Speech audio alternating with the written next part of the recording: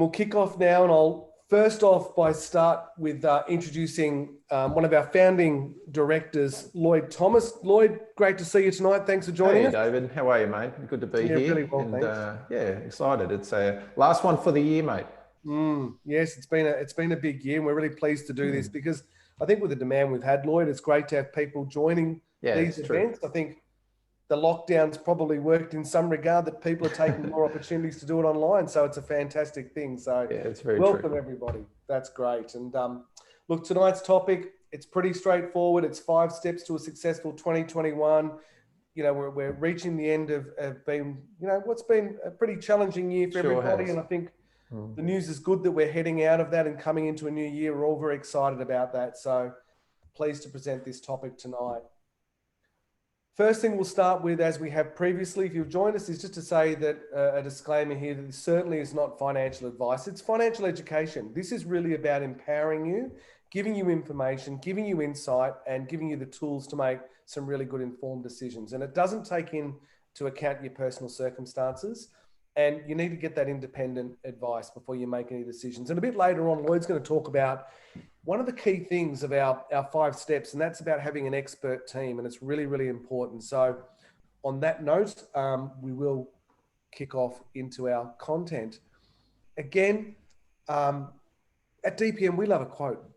And this one really resonated with Lloyd and I. We were talking about this. This is by Richie Norton. He's an Hawaiian author, and he's one of the movers and shakers of moving into the place of doing lots of motivational and financial writings over the last few years. And this really resonated. Most people will do exactly what they did last year. Whatever you do, don't let that person be you. It's very true. Yeah, and it's just such a good place to start for us, because it really is about saying, what are my plans for 2021?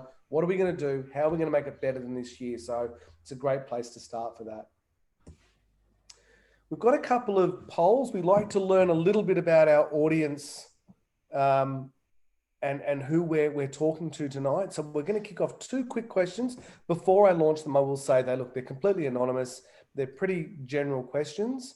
But we just wanted to start with the first one, which was, are you currently a property investor? I'm keen to see how many people actually have an investment property at the moment versus those that are just, ready to start, or those that might be saying, look, what are my moves in 2021? So that's coming along nicely. There's results coming in at the moment. So that's fantastic. So look, it's effectively 50-50 from what we're seeing, which is quite interesting. Lloyd, we've got some people that have a property and those that are looking to get started. So that's fantastic. We do have one more poll to ask. This is quite an interesting one. Poll 2, launch poll. Did 2020 change your plans on property investment? And given the year we've had, wouldn't be surprised if, a lot of people probably said, what, we did make some different, holiday plans changed, work life changed. So we wouldn't be surprised. Who had a holiday? I don't know if anyone had a holiday. I know I changed holiday plans. I think everyone's looking forward to a holiday, which is great. Right. So here, again, quite interesting. We're seeing probably 6 out of 10 said that it did, and 4 out of 10 it didn't. So quite interesting. Yeah, right. Those numbers there, but it really helps frame us to everyone we're talking with tonight and the content we're going to go through. So without further ado, Lloyd, I'm going to just start with the first piece of our building blocks. Why now? Why should I invest now? Yeah, look, I think that's a really good question there, David. Actually, that poll's still up on mine. I don't know whether it's up on everyone else's. We'll get rid of it. There we go. Yeah, I think, look, that's a really good question. Why now? And someone asked me the other day, when's the best time to invest in property? And I said, as soon as you possibly can. And I think that's the right answer for next year and to where we are now. You look at where we are in interest rates as well.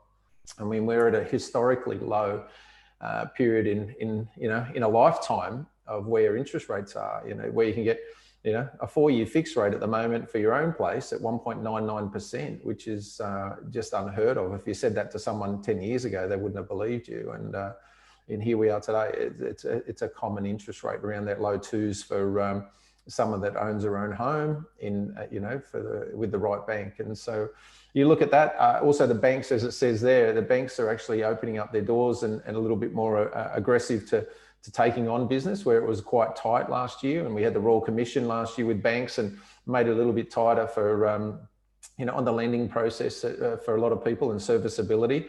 But I really do believe that there's going to be some pretty significant growth next year, and we're already seeing it now, and we've got some data to show that already.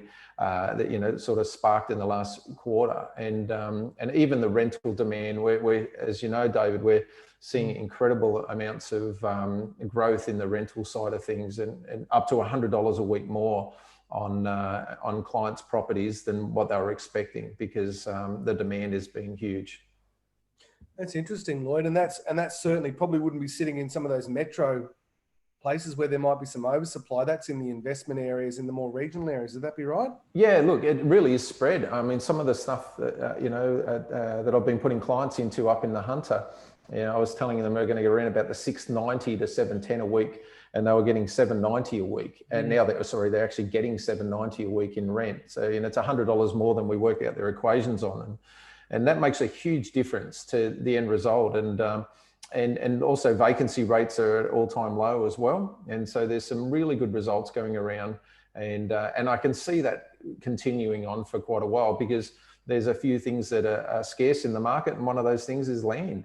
And so we really work hard to find the right land in the right areas for people, so they can get a great return.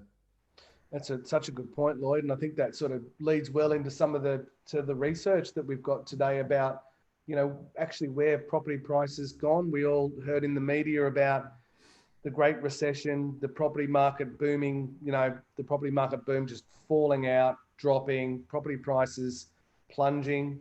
Yeah, it's true. Look, a lot of people really talk doom and gloom.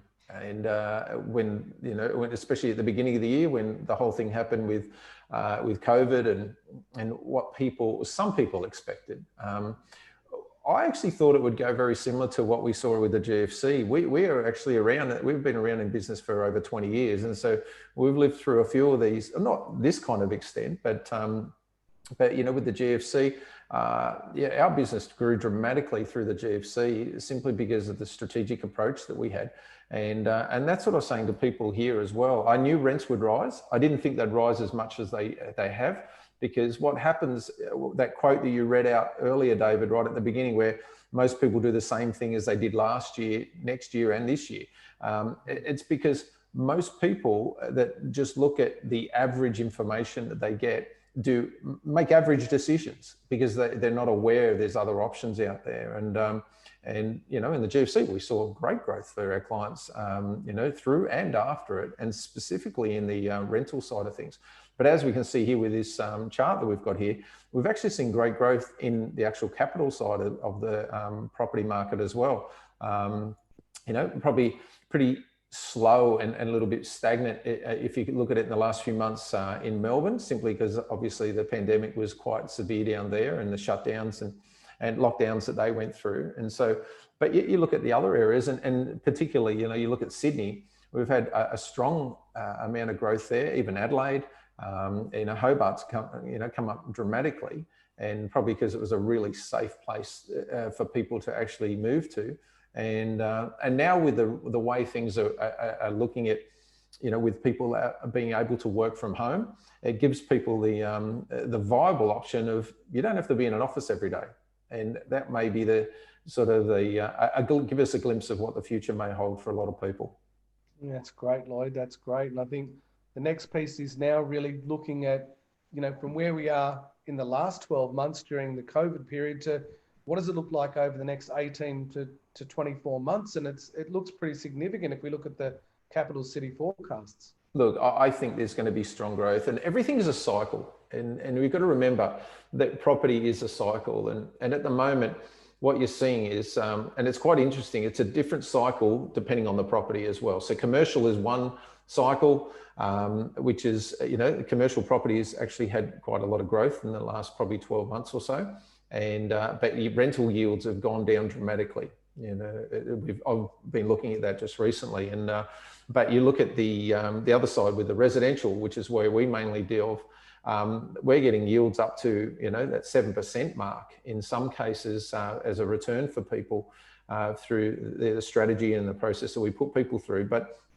But if you look at what the capital growth is going to do over the next few years, you can see that, Sydney, I mean, at 15%, you've got around about 12% or so for Melbourne, and Brisbane, they're expecting a lot of growth, which is very, very due up there. Like, it's been a long time since they've had a real property boom up in Brisbane. But what we've seen, and like I said, everything's a cycle, and we've seen the cycle come around now where rents have actually grown. All right. And what happens is rents get to a point where it becomes what I call the point of affordability, where people are saying, well, why do I need to rent anymore? I may as well go and look at buying. And then people start getting back into the purchasing of their own home. And obviously rents don't drop because there's more people coming into it. But what will happen is rents will slow down again and stay about the same, and then they'll start to rise again. And then what happens is more people get back into the property market, and it becomes a point where once property gets too dear and that reaches its point of affordability, people say, oh, I can't afford that anymore. I'll go back and rent, or rather than buy my own property, I'll rent. There's just a complete cycle, and it flips and flops from one to the other over a period of time. It's not overnight, but it definitely happens over the years. Yeah, that's really interesting, Lloyd, and it's really good to keep all of this in mind about the cycle, because about when you purchase is really important as well. And like I think you've talked to me at length about, David, it's having your entry strategy and your exit strategy as well in terms of that cycle. So that leads us on to a really great place if we look at our step 2, if you like. And why would the people listening to this think about getting a strategy versus just going one out, getting an investment property, Lloyd? Why is it so important that you should have a strategy? Yeah, I think it is. Look, this is something I've said for years. Most people do have a strategy, Dave, and it's called hope. And, hope my investment property makes me money and it goes up in value. Hope it actually gives me a return that's actually, it's going to be rented out and someone will live in it and pay the rent. I hope I can sell it and make enough money on it that, allows me to live a life that I want to live in retirement. And it really is down to a lot of hope. There's no real strategic approach to that. And I often ask people when they come and sit down with us and we put their strategy together and they have their first investment property or they've got properties that they own. And I had this circumstance the other day and I said to a guy, oh, why did you buy that area? Why? Because he had a property and he said, oh, I just thought someone would rent it out. And I thought, oh yeah, I'll get some good rent for it. And the agent said, oh, you'll rent this out easy. And I said, did you do any research on what the predicted growth was for the area? He goes, oh, no, I didn't even know how to do that. And I said, so you had no thought on future. It was purely on your decision was made on what was going on now. And he said, yeah, that's pretty much it. And I find that's pretty average across what most people do. And heard it described to me a little while ago, a bunch of years ago, a description of average. And average is just worst of the best and best of the worst. And so, don't really have to do much to be average. And I thought, wow, it's a good analogy or a good explanation of what average is. And so I think having a proper strategy that's actually not just about how to get into the property, it's about why that particular property, because I look at property as a vehicle. Is it going to take you to where you need it to go? And so, yeah, that's why I think about a strategy is very, very important. And with that, Lloyd, that's such sound advice around that. So, when we talk about having a strategy, what does it actually look like? Well, what we do, we sit down and look at what people have currently and their current circumstances, income-wise, if they've got savings, if this is their first investment or first property, whether they've got equity in their own home, and I'll go through and explain that a little bit more later in depth. But I think that's a real key point of looking at where they are now, and then understanding, okay, where do they want to go into the future, or what can they achieve into the future? And most people, probably one of the most common things that I hear when I sit down with people at the moment is, oh, wow, I didn't even know I could do this. And I didn't even know the results were this good. And it becomes quite plain and easy for people to understand when they see it right in front of them in black and white, and they start to understand, wow, there's some there's a lot that people can actually achieve if they know how. Yeah, that's great. That's great. Here's something that I think everybody can understand. You know, you work hard for your money. I know you do, Lloyd. I know I do. Sure. Here's the big question, but does it work hard for you? Yeah, I think that's a really key point, David. We all go to work and we put in our effort, and you know, and probably this year's been a little bit different where we haven't gone to work. We've actually done work from wherever we are and at home in most cases. And so the thing that I always look at is, have you set up yourself so your money is actually working for you as much as it possibly can? And you know, and I think some people have money sitting in the bank these days. I met a guy the other day. He had around about $430,000 owing on his house, and he had an investment amount of cash of $342,000 sitting in another account, earning around about 1.5%. And I said to him straight away, if you do nothing else except for go and put that money in your offset account, or even against your home loan, you know, be strategic about making your money work for you, because you're paying tax on the money you're earning on your earnings and you're getting no benefit from it. And it's basically going backwards, and you're paying full freight on your home loan. And the funny thing is, that guy was an accountant. And so he just didn't even know about offset accounts. And so he was a bit accountant for a big organization. But the thing is it's understanding how you can actually work and make your money work for you, even how to utilize your tax. You know, there's ways, obviously, with buying an investment property, you get tax benefits as well, how to actually utilize that. So your tax now actually starts to work for you. And because we get paid in after-tax dollars, and so how can we actually afford to get some of that, or how can we calculate to get some of that back and utilize that to work for our future as well? Yeah. Lloyd, equity, that's a hot topic.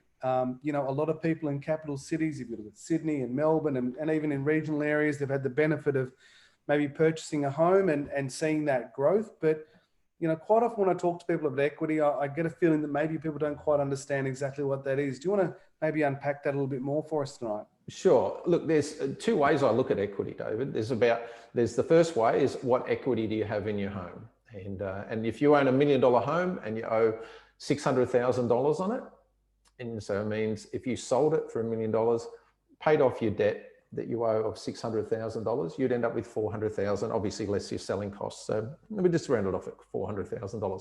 That equity is $400,000 that you've got there. Okay, so it's basically what your debt is less the value of your property, and the value of property less your debt, and that's what your equity is. The other thing you've got to look at is what your borrowing equity is. Okay, and there's two ways of looking at that as well, is what your affordability is, because you might own $1 million home and owe $600,000 on it, but that's the maximum you'll ever be able to borrow because of your income and your affordability. The other thing is too, if you've got a decent income and you can afford to borrow more, you can borrow up to, you know, you can go up to 90%, but let's say you work on an average of 80% LVR, which is the loan to value ratio. So if your place is worth $1 million, you could borrow up to $800,000 using that equity as a down payment to go and buy another property. Okay, so you can use that equity, that $200,000, as part costs or part payment on a new property. Okay. Yeah. And so yeah, there's different parts, but this is the stuff that we sit down and explain to people, because a lot of people don't realize they can actually access that. And one of the questions that I ask people all the time is your house an asset or a liability? And when you really look at it and you go, wow, okay, what is my house? And it all depends on how much you use your house and use the equity in it to create other assets. Because is your house really an asset? Well, you need somewhere to live. Yep, I get that. But if you owe a lot of money on it, you've got to look at it and go, wow, okay, is it a liability? Take 6 months off of work. What is it now? Is it more of a liability and a concern? Yeah, absolutely, Lloyd, absolutely. Just on that, you mentioned LVR and some serviceability. Just very quickly, we have had a question come in from Jason. He's mentioned or made a comment saying the challenge that he's seeing is still for serviceability, particularly around there were some changes for the APRA in 2017. Just saying, look, depending on the overall, you know, LVR or loan to value ratio, is what he's found personally. Well, what are you seeing in terms of He's also just said he should qualify. He's got some multiple properties. But in terms of that LVR position for clients, what are you generally seeing, Lloyd, at the moment with the banks? Yeah, look, it has eased probably in the last 2 to 3 weeks a little bit. And I think it's got somewhere to go. Personally, I think it's probably the serviceability rate's probably still a bit high. That's my opinion. And but the banks are actually still quite cautious. It is definitely better than it was last year after the Royal Commission. And you know, it was quite tough to get loans for people, as we knew that they changed a lot of rules and changed a lot of things, and literally went completely on a conservative road and track to make it really hard for people to get that loan that they were after. Now it's definitely eased up a little bit, and look, and I always say, you know, love your broker, love your finance broker, because they're working probably about 4 times harder for the same result as what they were probably 2 or 3 years ago. It literally is a lot harder to get a home loan through for people than it was, you know, 3 or 4 years ago. And you know, 5 or 6 years ago, I mean, a dog with a note in its mouth would have got a loan from a bank, and now you've got to jump through a whole heap of hoops. So, it's a lot more of a challenge, but it's still achievable for most people. And even when it's a bit tough, about having a great broker, as someone, you know, we do in-house finance here, and sometimes we will deal with people that have tried to do it themselves, or they just have been to someone else and haven't been able to achieve it. But we've been doing this for a long time, and there's, you know, credible ways that you can actually get loans through that people just don't think of sometimes. And that leads on to a really important point, Lloyd, in terms of the property type. Sure. Around that and how that can affect your serviceability, because, you know, if you take a gearing strategy that could be negative versus positive, I mean, this is a pretty interesting place to discuss. Yeah. Look, I had exactly that situation the other day, David, where I had a guy, a professional, medical professional on good income. And but he'd been to his broker, and his broker said, "Oh, you can afford a house of $600,000." And I looked, like, straight away, you know, being a finance broker, I just looked at his income and his debts and where he was in life, and I thought, that doesn't seem right. And so we did the serviceability, and straight away we got him up to $780,000, simply because we looked at a dual income property. And so we had 2 incomes coming in, which obviously helped service the loan a little bit more, and made it easier for him to, because he had the equity there, but he just didn't have the affordability. He had quite large debt, and but he didn't have the affordability just on his own income to get, you know, a dual income. To get more than 600,000 unless he got a dual income, which obviously add to the serviceability, because you're bringing in more cash. Yeah, that's really interesting, Lloyd. I think there's and it's right down to everyone's individual circumstance, which is really Correct. important. Yeah. So we move along now, and we've talked a little bit about, you know, the getting your finances together and the right time to invest. We really come on something that's pretty passionate around our business, and that's, you know, the fact is, back to having a strategy. Why is research and your property selection really critical? Oh, look, I think it's the most critical, understanding where you're buying and why are those areas growing. And, you know, we've got a bit of a selection chart there that we've got just put up there, and the importance of location. You know, major cities and major regional hubs is what we look for. And you think of it as Sydney, you know, as I've said before, Sydney is the most expensive city in Australia.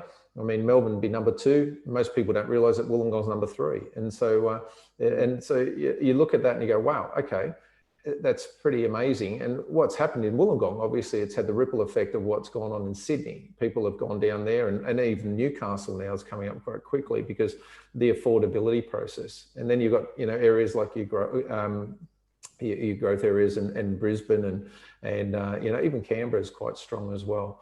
But what we do then is we really narrow it down to the suburb. You know, you can miss it by one suburb, and there's some suburbs that, you know, I've had clients look at, and I've said, look, you've got a 2% growth, a particular growth area there if you bought in that area, but you could buy right next door or just 2 suburbs over, and you're going to get 8% a year growth for the next 5 years. And so it really does, you can miss it by one suburb. The affordability side, I think there's 2 things with that. And you alluded to it before, David, where you said having an exit strategy. If you buy at the right price, you can sell at the right price. Okay. And that's a real key factor in what we do. And when we sit down with people, that's the first thing. The second thing is the affordability is not just around what you can afford. It's actually about who's going to rent there. How much are they going to be able to afford? Because you might be able to afford a $3 million place in Vaucluse or, in Bondi. But your rent's probably going to be around about $1,200 a week. So your yield on it, you might get the growth long term, but cash flow is going to be just non-existent. And so what we do is we look at, okay, what's the affordability of the tenant? Who's going to rent it? How much are we going to get? How much can you afford? And obviously getting a land component as well is real key, because we know that land goes up, and it always is a crucial factor in what we look at for people and buying it new. Obviously, like I talked about before, is how can we get some of that tax back that you pay and help that, input some cash into your future, and how to direct that back into your pocket or to offset your debt.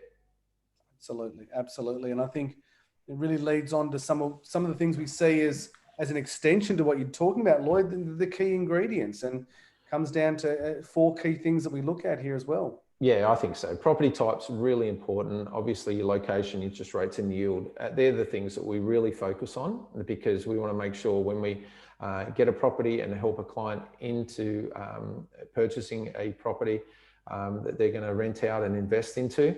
It's a lot of money, and we take it a lot of time and effort into finding those right areas, so we get great results for people. And when you're making people a few $100s a week in cash and on top of their wage, it really makes a difference, gives them a smile on their face, that's for sure. Absolutely. We've got now a bit of a barbecue topic, and it's really interesting to see. It's interesting. That's it. Oh, everyone says to me, gee whiz, I wish I was back in 1993. Yeah, that's right. We say, when was the best time to invest? Back in 1993. Well, it's today as well. But this really comes up a bit, and you talk to clients a lot about this, of people going down the road of getting an investment property or even a purchase for themselves in that matter, about, what can I afford? Should I get a unit or a house? And this probably tells a pretty significant story. Yeah, absolutely. And I mean, land is the key here.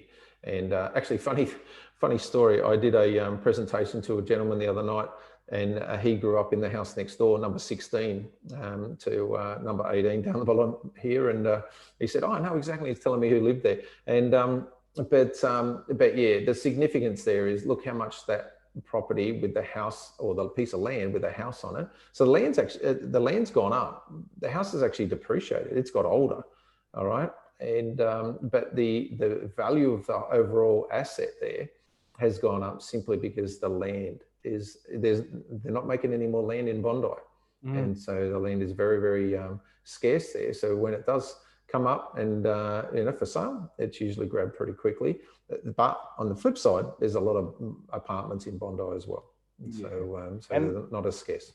It's a snapshot there which tells a pretty significant story, but I'm sure we could replicate that across multiple areas across Australia. Yeah, true. So it's really interesting, that piece there. So really good story around there. So here's a property, Lloyd, from one of our clients. It's a duplex property, and maybe might be worthwhile just for those that may not know, explain the difference when we talked about a dual income and a duplex. Yeah, sure. Up, this has some pretty solid numbers behind it as well. Yeah, look, it's had really good growth, and it's predicted growth of 9% for the next 5 years. So this one's only just been finished in June, and a $727,000 purchase. It's renting out at $900 a week, and now it's worth at least 80, probably a touch more now. But the great thing about it is it's actually a duplex, David. So it's subdividable. And I know that particular client's going through getting the subdivision and everything. So we're actually in the process of helping him with that. It's part of what we do. And we've got a team, a concierge team, that actually helps facilitate all that process as well after it's completely built. And so what it does, it increases what we call manufactured growth. All right. It increases the value of the property, because now you started off with one property with one piece of land with 2 dwellings on it. Now we've actually separated, and they become individual duplexes. So the difference between a duplex and a dual key is a dual key cannot be subdivided. All right, so it's usually a 4-bedroom and a 2-bedroom, or a 4 and a 1, or a 4 and a 3, and a 3 and a 1, or something like that. With a duplex, they can be subdivided. A dual income property, it can't be. It's always going to be under one title on one piece of land. All right? Yeah. But the yields that you get from it are fantastic as well. All right, and this gets down to the individual's affordability. And dual keys are still a fantastic product, and people never whinge. I've got clients actually that have been with me quite a period of time now, many years, and they're looking at selling their 4-bedroom homes that we originally got them years ago to buy more dual keys, because of the cash flow that comes from those is just sensational. Yeah, that's great, Lloyd. And just really quickly on this, because people may be looking at this, Aberglasslyn, New South Wales. This is probably the old investor piece of, if I don't know the name of where I'm investing in, but Aberglasslyn, this is in one of our growth regions. Yeah, it's just near Maitland. Actually, Maitland's the fastest growing regional area in Australia now. And so, so it's getting the ripple effect of what's going on up there. You've got Hunter Valley, and there's a lot of good growth in the right areas. Again, you got to be really careful. You can miss it by one suburb. That's interesting. And, the capital growth that's highlighted there, it really sums it up. But just an interesting point for people to take note of. So as we move through this and these steps, and we move down to our building blocks of the fifth piece, I guess, or the fifth pillar, if you like. Sure. Having that team, Lloyd, you've covered a lot of ground tonight. And I think this is a really important piece for everybody. We started at the front by saying that, everyone's circumstance is different. You need to get independent advice. And what does this look like for the clients you work with? Look, I think that's a real key thing. And, I've been working with some clients for, well over 20 years, and even their kids now have bought properties. And, when I first met them, their kids were, 8 and 9.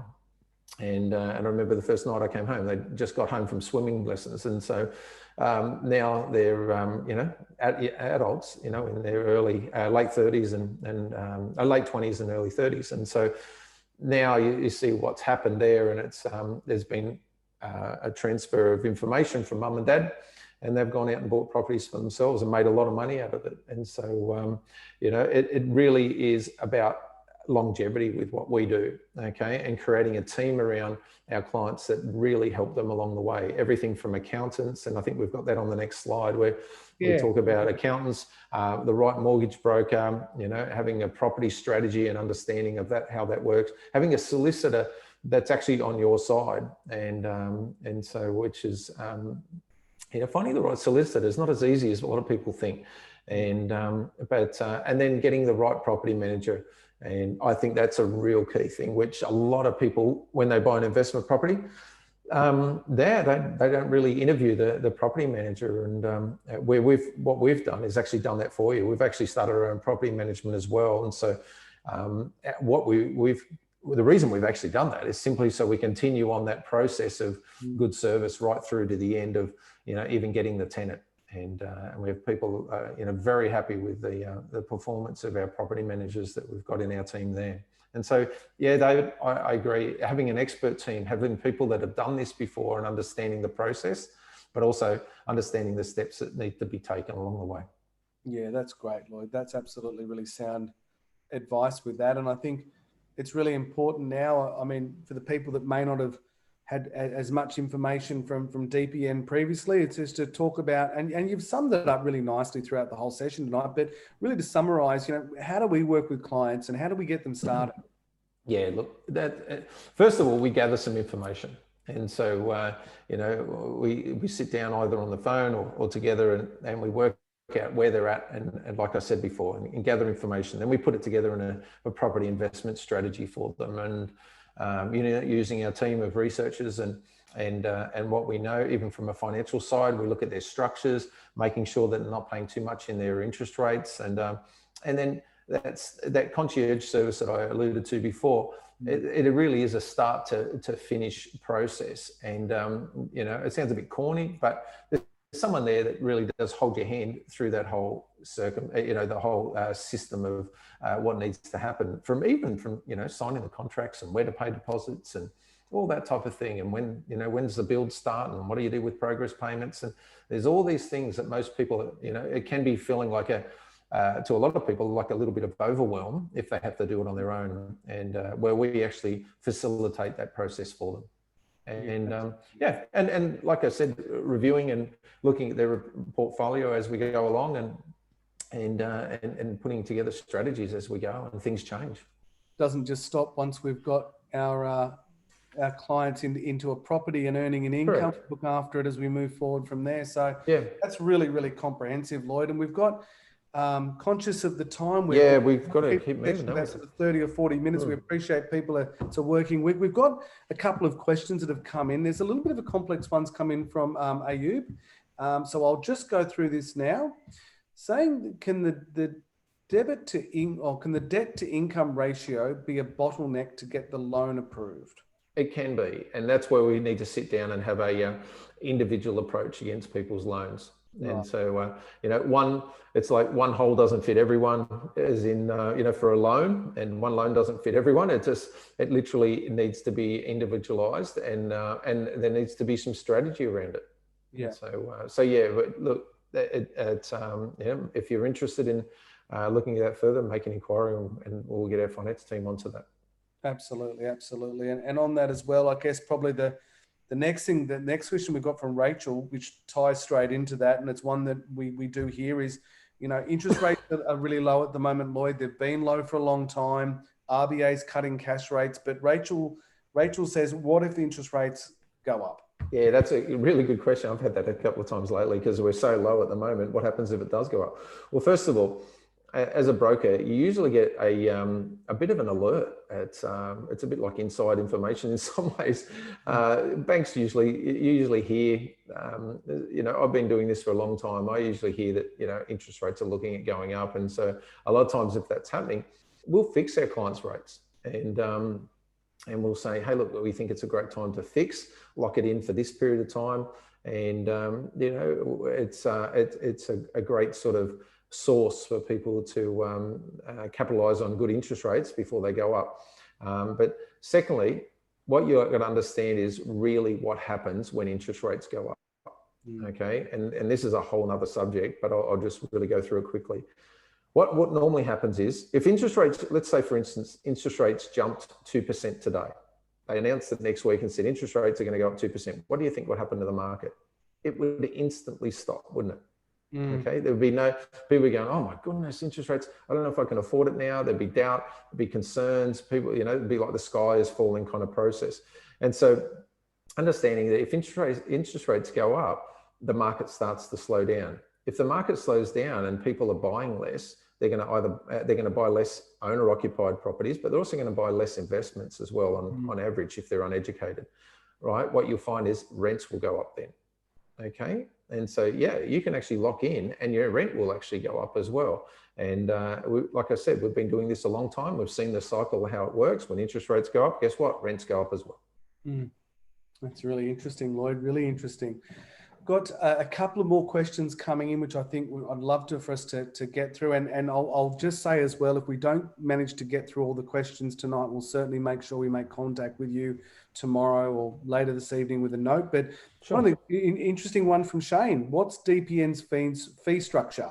Percentage, fee for service, commission? Lloyd, how do we get paid? Yeah, sure. Great question. And look, I'm a licensed real estate agent and a licensed finance broker. So the easiest way is we get paid from the banks, and we get paid from the people that we get the properties from. And so it's basically the product provider that pays for it. And so we don't have to charge our clients a fee.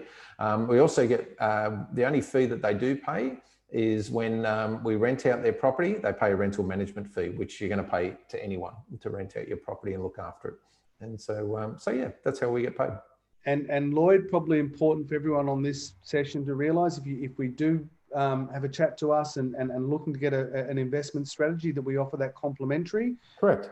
That's really important to us, that we offer that as a complimentary service. Yeah. And it's a question some people say, well, how can you do that? I mean, obviously conditions apply, if we go through your information and there's, we can go through that individually, but the thing is, what we find is when people see what we put together for them, it's quite compelling, and it becomes one of those things where majority of people will actually go ahead and do something. That's great. Jason's asked, just on that, how many years is your typical property strategy? All depends on your age. Just before this evening, before I started this tonight, I was finishing off a presentation for a couple. He's 40, she's 37. And so I worked that out to their retirement goal is 67 years of age for him. And so that plan was done over a 27-year period. And so we'll step that out for them and show them how they're going to achieve their goal and get to their retirement goal. Because you got to look at the average. You got to look at the percentages. 82% of Australians now outlive their super. That means that they didn't strategize before they got to retirement. So when they retire, they've got to do two things, or several things. But one of the things that they're going to have to do is if they're going to run out of super and they didn't put enough away, they're going to have to change something financially in their life, whether they sell their home. If they were only renting, they're in a bit of a challenge if they don't have any other property that they can pull on as well. And so we sit down and we look at all that from a strategic approach and say, right, okay, here's some ways you can actually put some cash in your pocket before you get to retirement, but also how can you set up to have an asset base to look at your, moving into, the further years of your life and enjoying them. Yeah, that's great, Lloyd. That's great. And it is down to everyone's individual circumstance. We've got a couple of other questions and we may not have time to get through to all of these. And as I said, we'll absolutely reach out and make contact directly with you around your questions to make sure you do get a solid answer and we can have a chat about it. We've got some discussion here around from Philip about having, depreciation schedules and Raj wants to know a little bit more about how much in your super to start an SMSF. That's quite specific questions around that. Yeah, I mean, the banks, from a banking point of view and from a broker point of view, most banks are actually looking at over 200,000 now. Yeah. From a there's individual circumstances that sit with that as well. So Raj will certainly make contact with you around that. But look, it's great to have the questions, Lloyd. I think that's really encouraging for us that people have got good questions with that. I think probably the next thing for us is really now to help people know that where they can come to get that help. Really, that's getting in contact with our team. Absolutely, yeah, and just make an inquiry, and we can set up a time, and one of our staff and our customer care team will actually chat to you about what your questions are, and then we can take to the next step you want to after that. And but I really encourage people. Next year, I feel like next year is going to be a fantastic year for people, and we're already looking at. What the market's going to do, but I think, health-wise, I think for Australia, look at what's happened. I think the government's done a fantastic job in, curbing the whole corona thing that's gone on, and I think next year's an exciting year for everyone. Yeah, that's great, Lloyd, and I echo your statements there. I think 2021 it has to be better. I think we're all in a very good place from what we're doing as a community and as a government. It's really easy to get in contact with us, guys. Simple. One of the best emails we've got. hello@dpn.com.au. We've got a team ready to go during work hours, or drop us a line. We'll absolutely get in contact with you. We're happy to have a chat to you. You can have an appointment with Lloyd himself or one of our other key directors, and you'll really access some super experienced people. So we'll have a chat to you, help you about what you're looking to do, and help you make 21 a really successful year. So thanks very much for your time tonight. We really appreciate it. With that, Lloyd, thank you for your time tonight. Really enjoyed. I hope everyone enjoyed it. Yeah, wonderful. And we look forward to talking to you all again in the new year, and we hope you really enjoyed the webinar. So thank you very much. Bye-bye.